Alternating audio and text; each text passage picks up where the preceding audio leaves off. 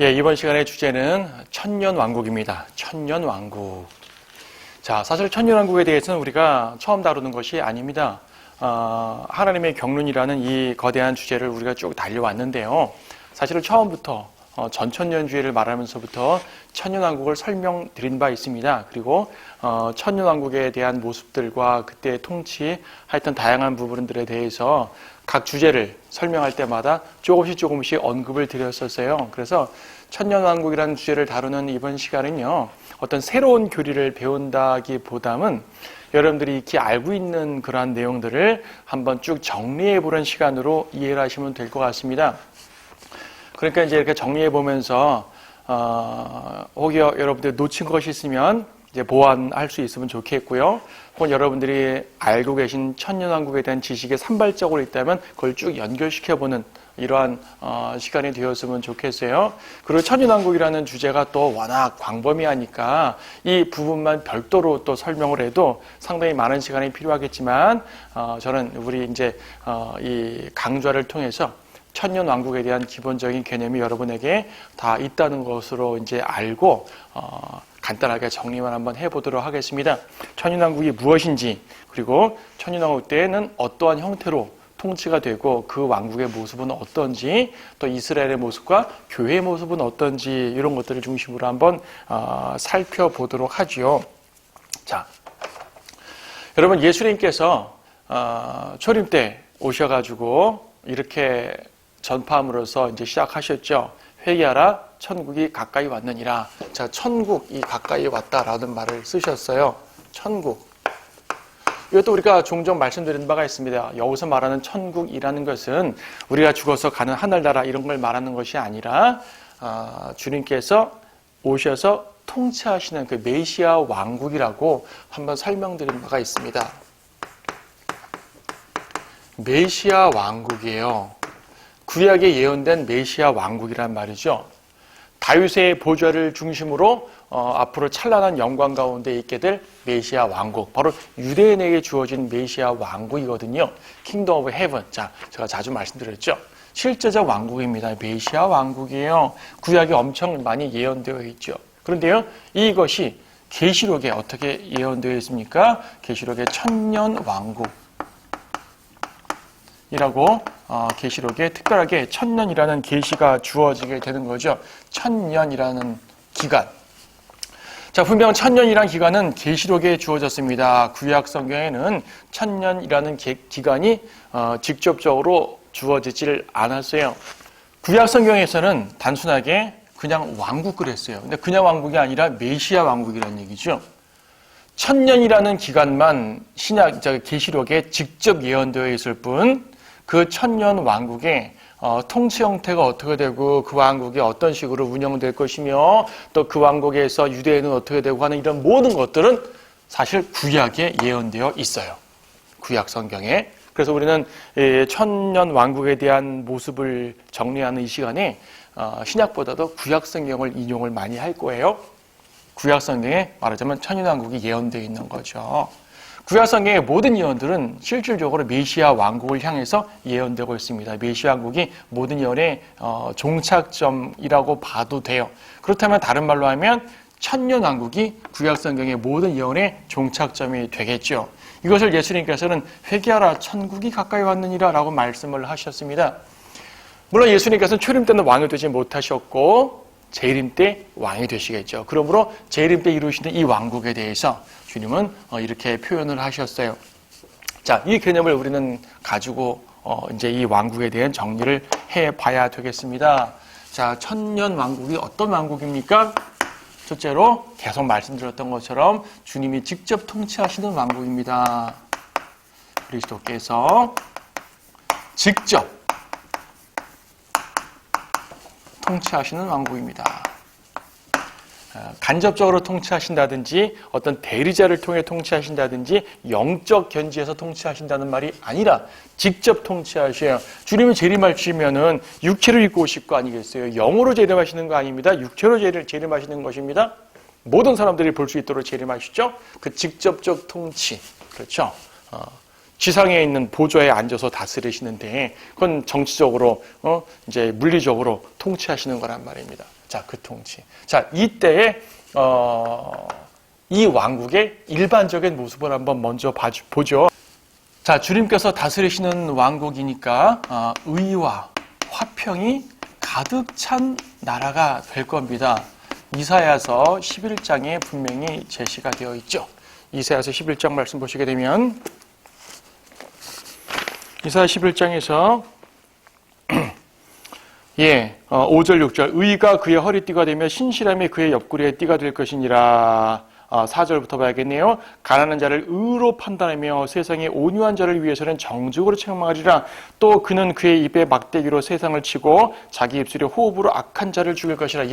의의 나라. 이 세상의 모든 의, 많은 사람들이, 많은 정치가들이요, 이 세상을 의와 화평으로 이끌려 노력하지만 안 되죠. 안 될 겁니다. 이 화평에 대해서 실제적인 화평, 이사야 2장 4절 말씀에서 전쟁이 그치죠. 이사야서 2장 4절 등에서 다른 구절도 있지만 전쟁이 그칩니다. 그가 모든 민족들 가운데서 심판하시며 많은 백성을 책망하시리니 그들이 자기 칼들을 두들겨서 보습을 만들며 자기 창들을 두들겨서 낫을 만들 것이요 민족이 민족을 대적하여 칼을 들어올리지 아니할 것이며 그들이 더 이상 전쟁을 배우지 않는다 그랬어요. 전쟁이 금지된 시대, 전쟁이 없어집니다. 지금 많은 세상의 통치자들이 전쟁하지 말자고 이렇게 국제 협약도 했지만 됩니까? 안 되죠. 전쟁이 없어집니다. 인간들의 전쟁만 없어집니까? 동물계, 자연계의 갈등도 회복됩니다.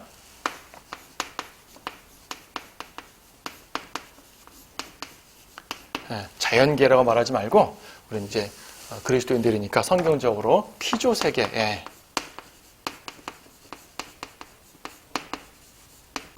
피조세계의 모든 양육강식들도 회복되죠. 이사야 우리가 좀 전에 11장 봤잖아요. 이사야 11장 몇 절이에요? 6절. 또한 이리가 어린 양과 함께 거하며 표범이 새끼 염소와 함께 누울 것이요 송아지와 어린 사자와 살찐 짐승이 함께하며 어린아이가 그들을 이끌리라. 암소와 곰이 함께 먹으며 그것들의 새끼들을 함께 누울 것이요 사자가 소처럼 짚을 먹으리라. 또 젖 먹는 아이가 독사의 구멍에서 장난하며 젖된 아이가 독사의 굴에 손을 넣으리라. 말이 됩니까? 어떤 시대에 이런 일이 있게 되죠? 주님이 재림하여서 세우실 천년 왕국 때에 이런 일이 벌어지게 됩니다. 그렇죠. 피조세계가 회복되죠. 또 있네요. 이사야 35장 말씀 보시게 돼도 이사야 35장에도 나오잖아요. 광야와 메마른 곳이 그들을 기뻐하고 사막에 기뻐하며 장미처럼 피리라. 그것이 무성하게 피어 기쁨과 노래로 즐거워할 것이요 레바논의 영광 곧 칼멜과 샤론의 아름다움이 그것에게 주어지리라. 그들이 주의 영광과 우리 하나님의 아름다움을 보리로다. 주의 영광, 재림 때 이런 일이 있게 된단 말이죠. 5절 그때의 소경의 눈이 뜨이며 귀머거리의 귀가 뚫리리라. 그때 절름발이가 사슴처럼 뛰고 벙어리 혀는 노래하리라. 광야에는 물이 솟아나오며 사막에는 시내가 흐르리라. 그렇죠? 이사야 35장도 피조세계 회복을 말하고 있습니다. 여기에서 절름발이가 뛰고 벙어리가 노래한다는 말이 있는데 치유, 수명, 인간의 수명도 증가된다 그래요. 인간의 수명이 엄청나게 증가가 되죠. 여러분 이사야 65장 말씀 보시게 되면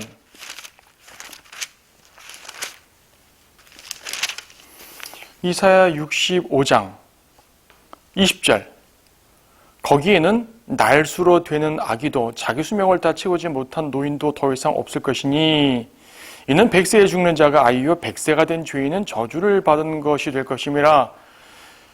22절의 뒷부분 보면요. 이는 내 백성의 수명인 나무의 수명과 같겠고라는 말 나와요.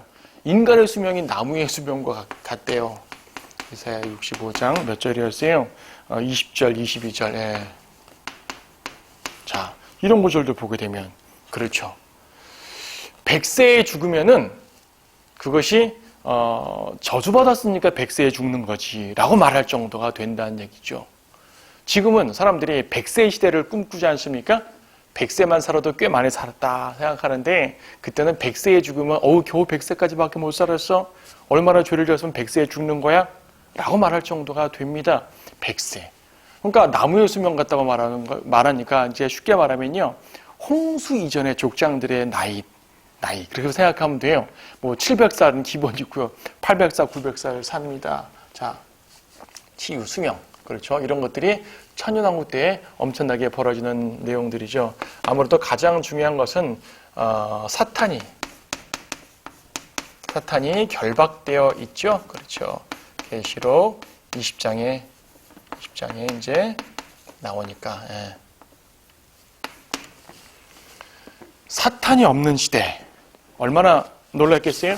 이 세상의 모든 죄악의 근원이 없어지니까 이루 말할 수가 없겠죠. 또 있네요. 일반적인 왕국의 모습의 번영, 그렇죠. 경제적인 번영도 있게 돼요. 더 이상 배고픈 자가 없다 그러죠. 번영, 아모스 9장 말씀. 아모스 9장 말씀. 아모스 9장 13절 말씀 보게 되면 주가 말하노라 보라 그날들이 이르리니 밭 가른 자가 추수꾼을 앞서며 포도를 밟는 자가 씨 뿌린 자를 앞서리라. 밭 가른 자가 추수꾼을 앞선다고 그래요. 밭 갈다 보면 금방 추수하게 되고 추수하다 보게 되면 금방 또 밭 갈게 되고 이렇게 파종과 추수가 막 반복돼요. 1년에 몇 모자가 될지 모르겠어요. 번영합니다. 여러 구절들이 있지만 아모스 9장 13절이었나요? 이렇게 많은 일들이 벌어집니다. 얼마나 아름다운 때예요. 수많은 사람들이 이러한 나라를, 이러한 세상을 이루려고 노력을 했지만 결코 이룰 수 없던 모습이 우리 주님께서 다스리시는 나라가 되면 됩니다. 그러므로 세상을 회복시키려고 노력하는 게 좋겠어요? 주님 제 이름을 기다리는 게 좋겠어요? 그렇죠? 주님께서만 오시면 모든 게 다 됩니다. 그렇다고 우리가 제 이름을 기다리면서 가만히 누워있을 수만은 없는 것이지만은 오히려 주님의 일을 더욱더 속히 함으로써 또 죄인들에게 복음을 전하고 또 성도들에게 진리를 전파함으로써 주님께서 오시는 것을 더욱더 사모함으로 기다려야 되겠죠. 그렇죠. 그분은 우리 신랑이시니까요. 자, 더 많은 거 있겠지만 이 정도로 하도록 하고 또 주님께서 오실 때 어떤 일이 벌어지는 것인가? 자, 유대인의 모습 보죠. 유대인의 모습. 이스라엘의 회복입니다. 이스라엘 회복될 거예요. 먼저 영적으로 회복됩니다. 영적 회복을 이루고요. 그 다음에 물리적 회복을 이루게 되죠. 영적 회복은 이제 주로 대환란 때 고통을 받으면서 이루어지겠고 주님 재림하시면서 그들을 완전하게 용서하시고 새로운 이제 백성으로서 다시 택해 주시는 것입니다. 영적 회복 보게 되면 많이 있지만 예레미야서 31장 보게 되면 이것도 한번 저희가 봤던 구절들이에요. 다시 한번 설명드립니다. 예레미야 31장 보게 되면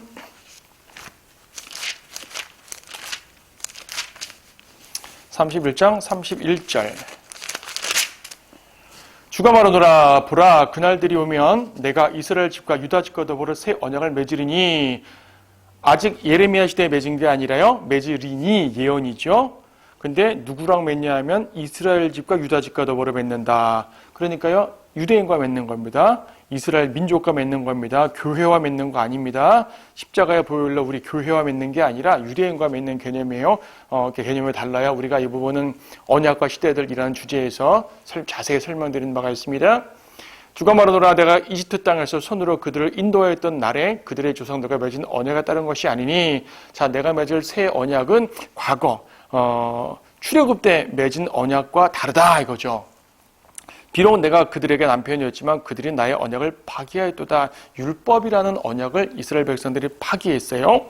주가 말하노라 그러나 이것이 내가 이스라엘 집과 더불어 맺을 언약이 되리니 앞으로 이스라엘과 맺을 언약은 어떤 거냐 하면 그날들 이후로 나는 내 법을 그들 속에 두며 그들의 마음속에 기록하여 돌판의 율법이 아니라 그들의 마음에 기록한 법이라는 얘기죠.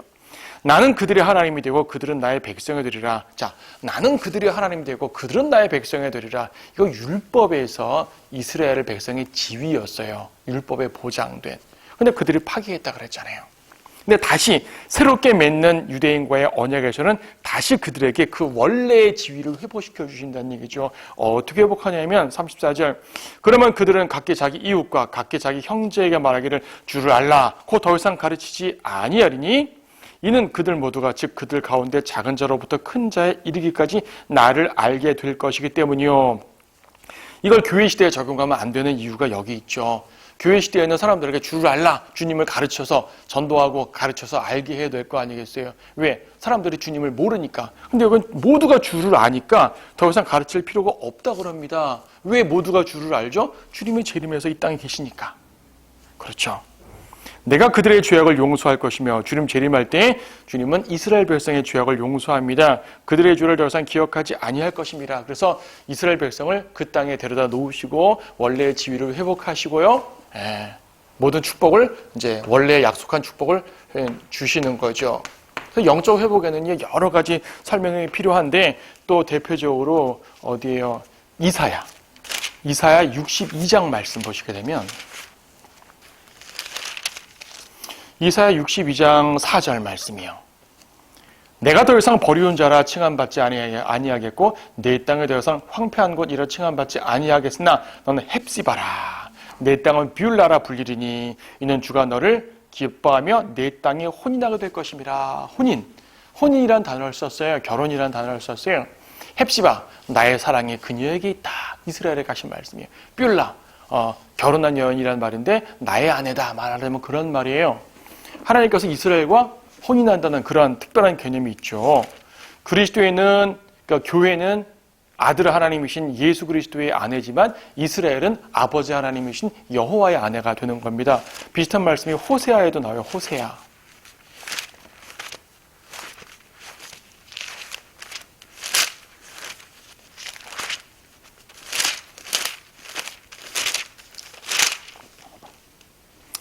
호세아 2장 16절 말씀 보시게 되면 주가 말하노라 그날이 이르리니 너는 나를 이쉬라 부르고 다시는 나를 바알리라 부르지 아니하리라. 이쉬라는 말은 내 남편 그 말이고요.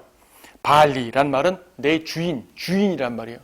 이스라엘 백성이 하나님을 바알리 즉 주인이라 부르지 않고 이쉬, 즉 남편이라 부르게 된다는 말입니다. 물론 이제 하나님은 이스라엘뿐 아니라 우리 모든 사람들의 주님이시긴 하지만 여기서는 단지 종의 위치에서 아내의 지위로 회복된다는 말이죠. 원래 약속된 지위였어요. 호세아 몇 절이요? 2장 16절 등에서 이스라엘이 이제 아내의 지위까지도 얻으니까 얼마나 큰 회복이겠어요. 영적 회복, 그렇죠? 영적 회복하게 되면 빼놓을 수 없는 것이 있는데 이스라엘의 성전의 회복입니다. 하나님께서 그들 가운데 계시는 거거든요. 자, 여러분 어디죠? 에스겔 40장부터 보게 되면 다 읽을 수 없어요. 에스겔 40장부터 보게 되면은 에스겔에게 환상 중에 성전의 모습이 쭉 드려지게 되는데 40장, 41장, 42장, 43장, 43장까지 성전의 모습이 쫙 나옵니다. 오늘날 이스라엘 백성이 성전을 건립한다고 하는데 제3성전이라 그래서 성전을 건축한다고 하지만 그 성전은 이 성전 아니에요.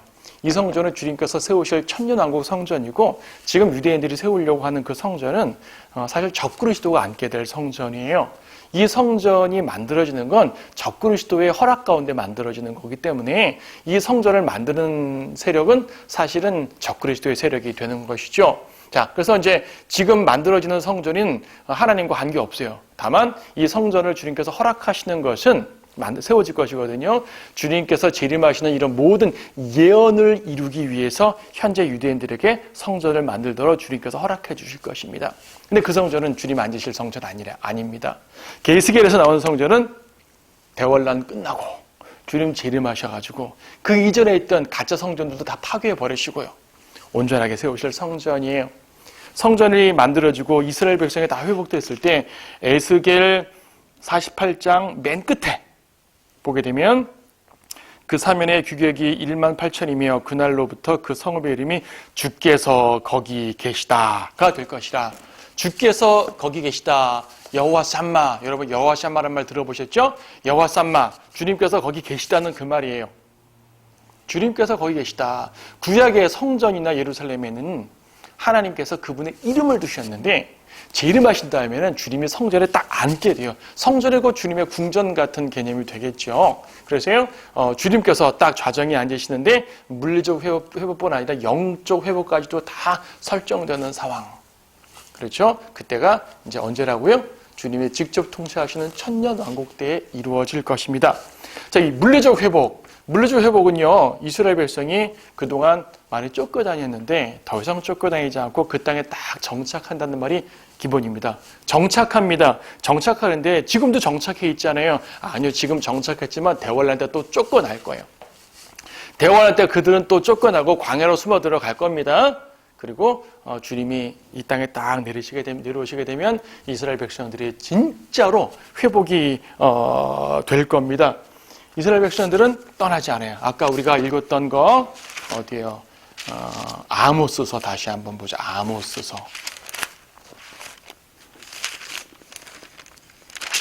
아모스서 9장 11절 보게 되면 그날에 내가 무너진 다윗의 장막을 일으키고 그 틈을 막으리라. 다윗의 장막. 이것은 이제 다윗의 장막은요, 교리적으로 주님께서 재림하셔서 세우실 이스라엘 민족의 회복된 이스라엘 자체를 말하는 거예요. 다윗 왕국이라 그러죠. 다윗의 이름으로 통치하시는 다윗의 아들의 그 통치하는 그 왕국. 그래서 이스라엘의 회복된 이스라엘. 그때 12절 그들이 에돔의 남은 자와 나의 이름으로 불려지는 모든 이방의 남은 자를 차지하리니 이방 지역까지 차지해요. 영토도 넓어지죠. 15절 내가 그들을 그들의 땅에다 심으리니 그들이 다시는 내가 그들에게 주었던 그들의 땅에서 뽑히지 아니하리라. 회복된 이스라엘이 뽑히지 않습니다. 과거 이스라엘은 뽑혔죠. 아모스서 이 구절을 가지고 이거는 바빌론 회복, 바빌론 포로 회복을 말하는 것이다 라고 말하는 사람들이 꽤 많은데 바빌론 포로 회복됐어도 이스라엘은 또 뽑혔잖아요. 로마 시대 때 뽑혔잖아요. 지금 그들은 돌아왔죠. 하지만 대환란 때 또 뽑힐 거예요. 주님이 오시면 다시 돌아옵니다. 그땐 절대로 뽑히지 않습니다. 그렇죠? 뭐 여러 가지 구절들이 있지만 지금 봤던 아모스 9장 15절 같은 경우에 나와 있죠. 물리적 회복, 뭐 이사야나 수없이 많은 구절들이 이 구절 물리적 회복을 말하고 있습니다. 돌아온 회복, 그러니까 등등 해죠. 너무나 많은 구절이니까 물리적 회복을 다루고 있고요. 여기서 물리적 회복은 그 땅에 돌아오는 것, 또 이방 지역까지 확장되는 것까지 말합니다. 이방 지역 확장이라고 말하니까 좀 생소할지 모르겠는데 여러분 제가 지도를 하나 그릴게요. 자, 지도를 그렸습니다. 지도를 그렸는데 여러분 지도를 좀 이해하시겠어요? 이쪽이 지중해입니다.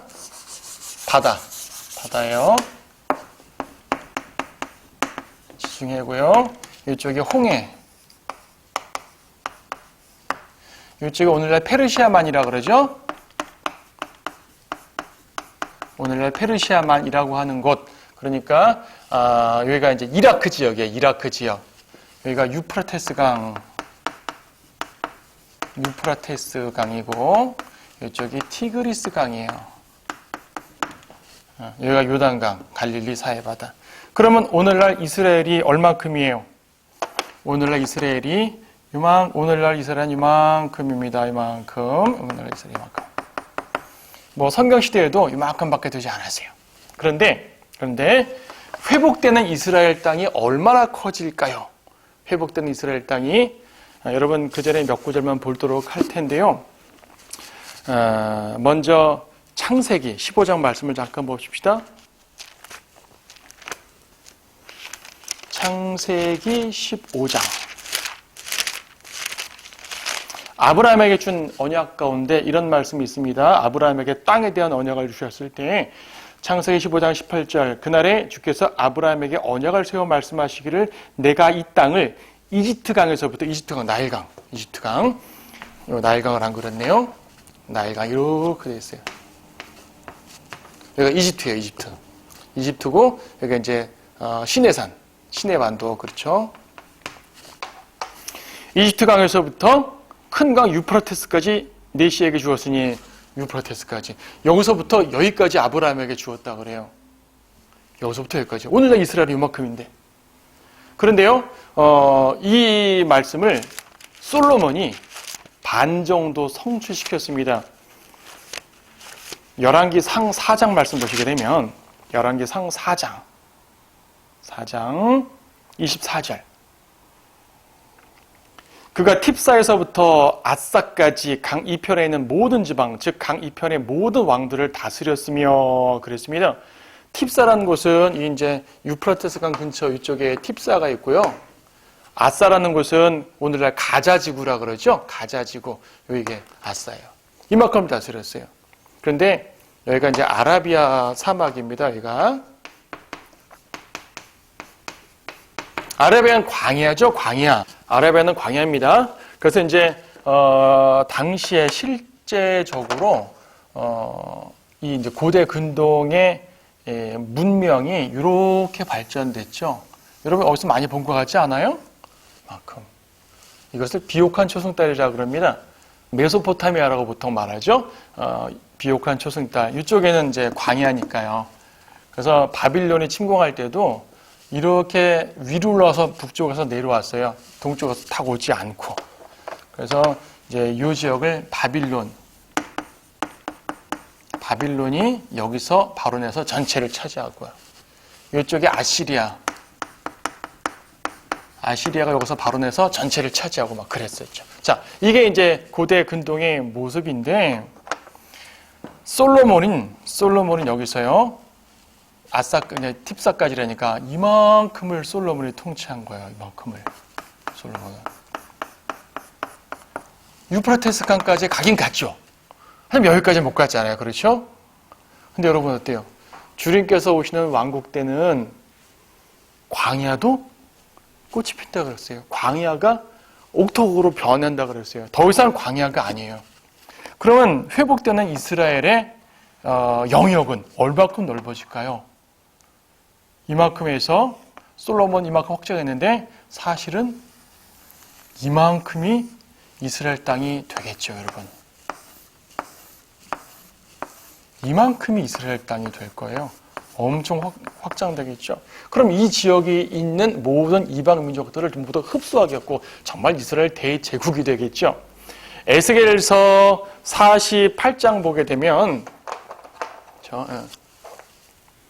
에스겔 48장 보게 되면 각 지파의 영역들이 쭉쭉 나오는데 위에서부터 무슨 지파 쭉 나옵니다. 이 모든 지역을 다스리게 돼 있어요. 주님께서. 자, 그렇죠. 그러니까 이스라엘이 회복되는 이스라엘은요. 영역도 커지고 영적 지위도 회복되고요. 하나님의 백성으로서 온전히 서고요. 이곳을 바로 예루살렘에 있는 이 주님께서 예수님께서 다스리게 된다는 사실을 알게 됩니다. 예수님은 온 세상의 왕이지만 특히 이스라엘의 왕으로서 예루살렘 보좌에 앉아 통치하시겠죠. 이 땅의 백성된 이스라엘 백성들은 그때 얼마나 행복하겠습니까? 그러니까 이 모든 것들은 메시아께서 오셔야지만이 가능한 것입니다. 메시아 오시기 전에는 불가능한 겁니다. 사람들은 유대인들은 현재 메시아를 예수님을 인정하지 않는 상태에서 위대하게 되려고 노력하는데 그건 옳지 않고요. 예수님께서 오시게 되면 이러한 위대한 일이 벌어지겠죠. 이것이 천년왕국에서의 이스라엘의 외적인 모습이기도 합니다. 자, 다음 시간에는 교회에 대한 모습을 좀 더 살펴보도록 하겠습니다.